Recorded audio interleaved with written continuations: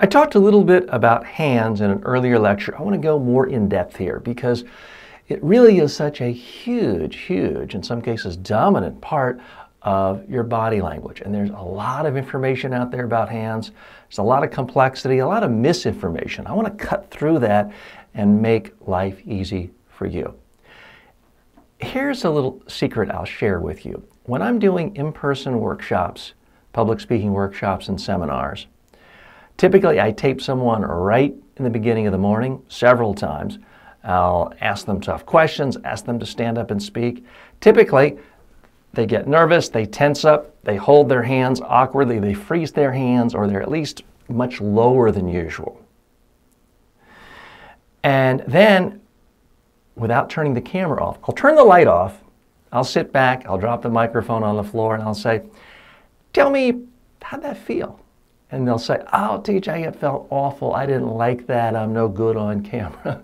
So we'll then watch the video, the formal part, and I'll ask them what they think. They'll typically say, "Well, TJ, I look a little scared, nervous, uncomfortable." And then I just ask them, how would you like to see somebody better than you, more comfortable than you, more confident? They think I'm going to show them video of some world-class leader, Winston Churchill, Ronald Reagan. No.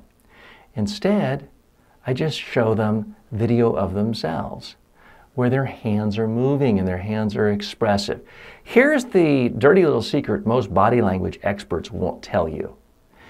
You don't need to learn how to do new things with your hands. What you need to do is to simply move your hands the way you do when you're relaxed and comfortable and talking to one friend about your favorite sporting event or music event or something you like doing, because most people move their hands naturally.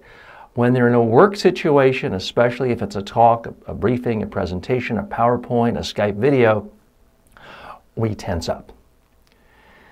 And once you stop moving your hands, you stop moving your arms. You tense your arms, you tense your shoulders, you tense your vocal cords.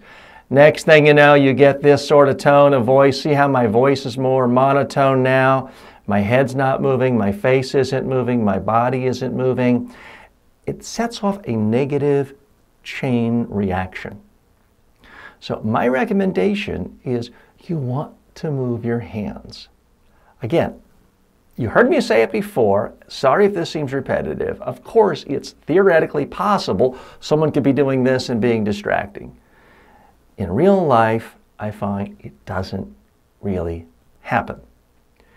So try to move your hands, because the second you move your hands, if you are in a work situation and you're a little bit out of your comfort zone, you'll at least look more comfortable to your audience because you'll be doing the things that comfortable, confident people do when they speak. And this is also a problem when you're standing. Sometimes people hold their hands in front of them, fig leaf position, or they put their hands behind them like they've been arrested and handcuffed. When you're speaking, you can't go wrong with moving your hands. Now, there's a lot of bad information out there. People who say, well, never ever let someone see you point, so you have to like do this. Well, this looks really weird. Angela Merkel, the Chancellor of Germany, does this weird thing where she's holding her hands like this, which looks ridiculous. Nobody in real life who's comfortable and relaxed ever held their hands like this. You don't go up to a friend at the workplace cafeteria the day after the Olympics and say, wow, did you see that great downhill racing last night? No, that's not how people move their hands. So you don't need to worry about doing this, doing this. I think it's baloney, this idea that your fingers can never point in a direction. Yeah, you probably don't want to be going like this. Maybe someone could see that as threatening. But again, in my experience, that's not what most people do. There are other body language experts who will tell you, well, you've got to narrow it and it has to be in this box. I find that's overcomplicated for most people in most situations. What you're after is natural movement. If you do that, people will feel you're relaxed and comfortable. You'll feel more relaxed and comfortable. Your voice will be richer, more conversational, have greater range. everything will be in sync, and you won't look like you're acting and being phony and trying to have powerful body language.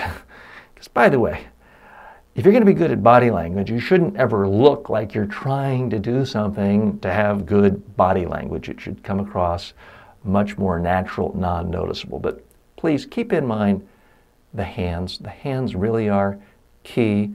And you don't have to learn anything new. Just do what you normally do with your hands.